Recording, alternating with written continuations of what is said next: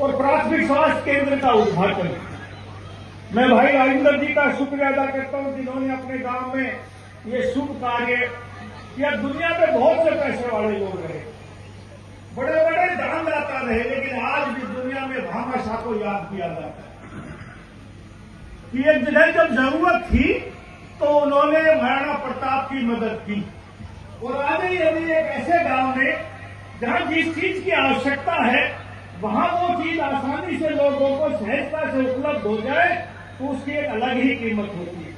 लोगों के राजेंद्र सिंह से बहुत राजनीतिक संबंध होंगे, मेरे कोई राजनीतिक संबंध नहीं, मेरे पारिवारिक संबंध हैं। राजेंद्र यादव की बड़ी बहन और मेरी बड़ी बहन, जब मैं छोटा सा था तो एक घर में ब्याही, राजेंद्र की बड़े भाई के ब्याही, मेरे उससे छोटे वाले के ब्याही। तो मेरा सामाजिक रिश्ता है बचपन से, जब मैं छठी क्लास में पढ़ता था तब से। और मुझे ठाठवाड़ी देखने का मौका मिला। एक दिन मैं आया था घोसी के पहाड़ का भी महीना सवा महीना पहले, तो मैं जब घोसी के पहाड़ पे आधा चढ़ा तो कहने लगे ये ठाठवाड़ी गांव है। तो मैंने कहा ये तो राजेंद्र का गांव है। तो किस्मत से आज आपके बीच में आना हुआ। तो 26 जनवरी का आज का प्रोग्राम था, तो मैंने कहा यार 26 जनवरी को तो भाई झंडा फहराना पड़ता, हर मिनिस्टर की ड्यूटी लगती है, नहीं आ पाऊंगा। पर मैंने कहा एक कारण हो जाएगा, मैं झंडा ही महेंद्रगढ़ नारनौल में फहरा लेता हूं, फिर आसानी होगी। तो मैं महेंद्रगढ़ नारनौल झंडा फहरा के आपके बीच में आया। साथियों, जो लोग अपने गांव की याद करते हैं, अपनी मातृभूमि से जुड़े रहते हैं, वो सदा आगे बढ़ते हैं। आपका आशीर्वाद, बुजुर्गों का सहयोग, बुजुर्गों का आशीर्वाद, कई बार दवा काम नहीं करती, दुआएं काम करती हैं। तो राजेंद्र यादव पर दवा काम ना करके आप दुआ देते रहो, ये आगे परिवार बढ़ता रहेगा। हरियाणा सरकार भाई मांग करी आपने कोई सड़क की, राव अभय सिंह जी ने उसका जवाब दिया। मुझे याद है मैं 14 से 19 तक हरियाणा में पीडब्ल्यूडी मिनिस्टर था।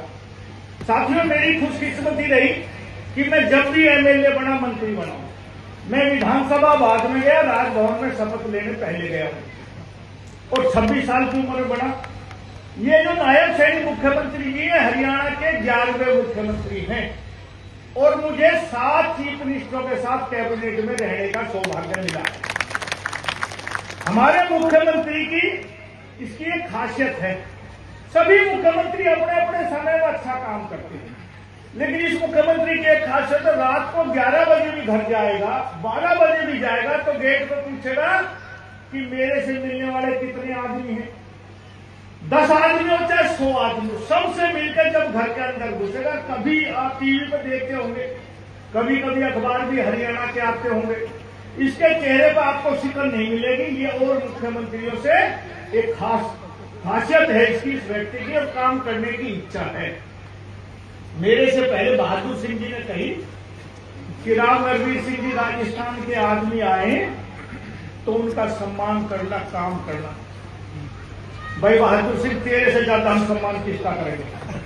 अरे राजस्थान के आदमी को हमने एमएलए बना के बैठा दिया, आप लोगों ने कितने एमएलए बनाए हरियाणा के? अरे हमारे पैसे खर्च कर वापस भेज दो, हमने धनदाती बना दिया एमएलए।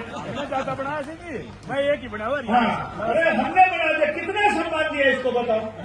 और सारा पैसा हमारे यहाँ से ही कमाया इसने, हमारे यहाँ तो मैं कमाई भाई। मना करो, स्टेज पे बैठा है। आज अहिवाल में मैं कह सकता हूं इससे ज्यादा पैसे वाला आदमी नहीं। अरे 8वीं पास आदमी, इतनी शिक्षा दान दे दी इसने लोगों को कि आज ये शिक्षाविद कहलाने लगे। मेरे दादा राम मोहन सिंह, जो सेंट स्टीफन कॉलेज से जिन्होंने ग्रेजुएशन की और लॉ ग्रेजुएट की अंग्रेजों के जमाने में, और ये जो अहिर कॉलेज पर कब्जा कर बैठे हैं ना, ये मेरे दादा का बनाया हुआ है। उनकी प्रतिमा वहां लगी, उनका दाह संस्कार वहां हुआ। और आजादी से पहले 1943 में उसकी नींव रखी। जब गांव में चंदा मांगने जाते थे तो 1-1 रुपया गांव में नहीं होता था, अनाज ऊंटों पे लेके आते थे कि चलो भाई गांव साहब, अनाज रुपया नहीं है गांव में तो अनाज ले जाओ। गेहूं तो होता नहीं था, बाजरा की, जौ की, चने की बोरियां लेके और बाजार में बेचकर वो कॉलेज स्थापित किया। और ऐसे बहुत से शिक्षण संस्थान, और फिर वो बाद में सरकारी बने, कुछ प्राइवेट रह गए। लेकिन शिक्षा एक बहुत अहम चीज है। हमारे दादा ने नारा दिया, education is first, education is must, कि यदि शिक्षा नहीं होगी तो दुनिया में तरक्की नहीं कर सकती। साथियों, आज मेरे पास उद्योग मंत्रालय है।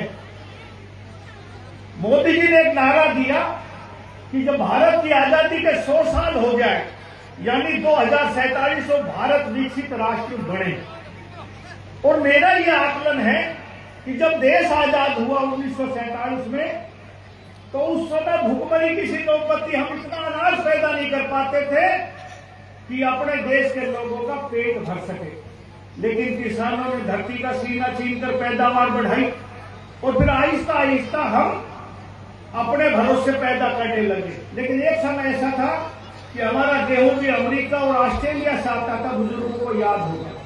लेकिन आज हम खाने का सामान तकरीबन अपने यहां पैदा करते हैं। लेकिन अकेला किसान कितनी ही पैदावार कर ले, विकसित राष्ट्र नहीं बन सकता।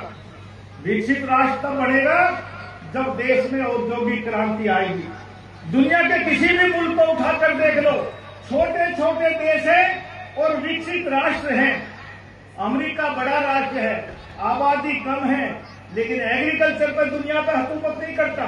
टेक्नोलॉजी के आधार पर, औद्योगिकरण के आधार पर सिर्फ हथियार बनाता है, दुनिया को लड़ाता है और विश्व शक्ति कहलाता है। साथियों, जब तक हमारे उद्योग नहीं पनपेंगे, आम आदमी के आम हाथों को काम नहीं मिलेगा, तब तक भारत विकसित राष्ट्र नहीं बन पाएगा। हमारी सरकार आने के बाद 2014 में आपके पड़ोस में अभय सिंह जी ने लॉजिस्टिक हब बनाया। आने वाले समय में वो इसी साल में शुरू हो जाएगा, बहुत काम निकलेगा। वहां एक इंडस्ट्रियल टाउनशिप ला रहा हूं, जो बड़े बड़े उद्योग आपके बीच में आएंगे। घोसी के अंदर एक टूरिज्म स्पॉट आ रहा है, बहुत बढ़िया टूरिज्म का कॉम्प्लेक्स बनेगा। लाखों आदमी आएंगे साल में यहां देखने के लिए। और जब पड़ोस के इलाके में तरक्की होती है, तो साथ के इलाके में भी तरक्की होती है। अभय सिंह जी का पानी और हवा का कोई वो नहीं होता, वो कहीं भी किसी को फायदा पहुंचा सकती है। ऐसे ही यदि पड़ोसी भी माला माल होगा, तो कुछ न कुछ हवा आपके यहाँ भी आएगी, कुछ न कुछ प्रगति आपकी भी होगी, रोजगार आपके लोगों को भी मिलेगा। हरियाणा सरकार वो काम करने के लिए तैयार है, क्योंकि अहिरवाल ने तीनों बार, चाहे लोकसभा के चुनाव हो चाहे विधानसभा के चुनाव हो, तीनों बार भारतीय जनता पार्टी का भरपूर समर्थन और सहयोग दिया। और मैं हर जगह कहता हूं, ये सरकार हमारे द्वारा बनाई गई है और हमारे द्वारा ही चलाई जाएगी।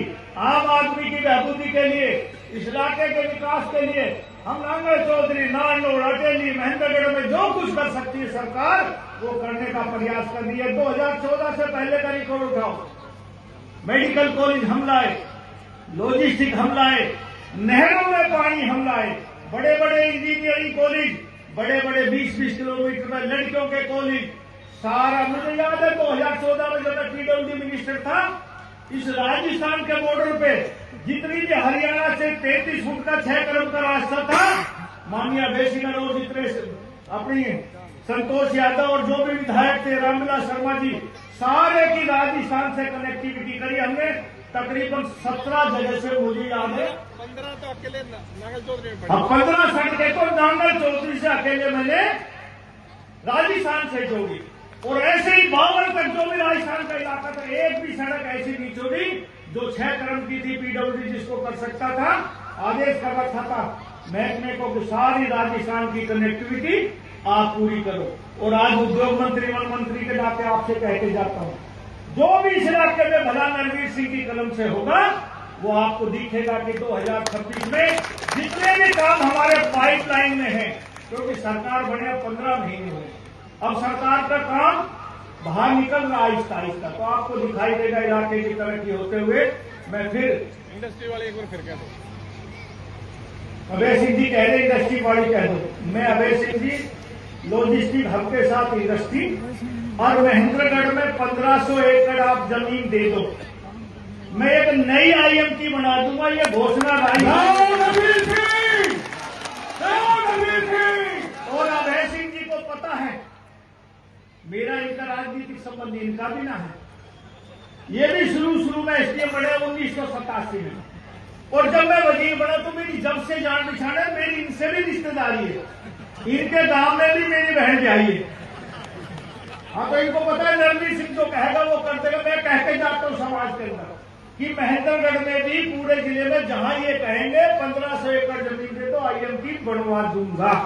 और बताओ, और कुछ पैसा इससे खर्चवाते रहा करो। पैसे वाला आदमी बहादुर सिंह आपसे कहते जाता, अरे थोड़े बहुत तो खर्चवाओ। हाँ, बहुत नाम कमा रखा भाई ना, मेरे बड़े भाई ने हरियाणा। और इतना पैसे वाला है तो 10-20 लाख की चिंता मत करा करो। कोई चीज शुरू करो ना तो इस तरह मांगने चले जाया करो, जो दे देगा।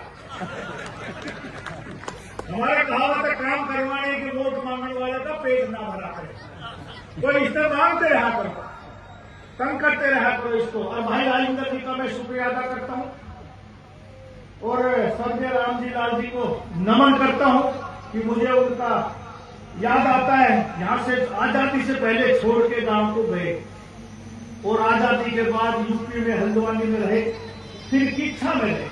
मुझे बहुत बड़ी इच्छा है हल्द्वानी जाने का भी अवसर मिला अपने जीवन में। मैं नैनीताल पढ़ा 5-7 साल, तो नैनीताल की हल्द्वानी से ही शुरू होती है ऊंचाई, तो आते जाते मिलते, फिर किच्छा भी रुका कई बार। फिर राजेंद्र से जब हम उम्र थे तो दुआ सलाम भी होने लगी। फिर एक राजेंद्र से भी रिश्तेदारी हो गई। एक रिश्तेदारी और हुई, जो इनका बड़ा बेटा है वो मेरी साड़ी के लड़की को दिखाया है, तो डबल रिश्तेदारी होगी ना। हाँ, तो मैं भाई इसका भी शुक्रिया अदा करता हूँ। यो मधुर अच्छा बच्चा है, मेरा दामाद है, तो आपका भी बहुत बहुत अभिनंदन, बहुत बहुत आभार। और भाई घनी देर हो गया, भूख भी लग रही होगी हमने, और मुझे भी लग रही है, तो आज मैं यही समापन करता हूँ, और सारे जितने आप लोग हो आपका अभिनंदन और आभार करता हूँ। जय हिंद, राम राम।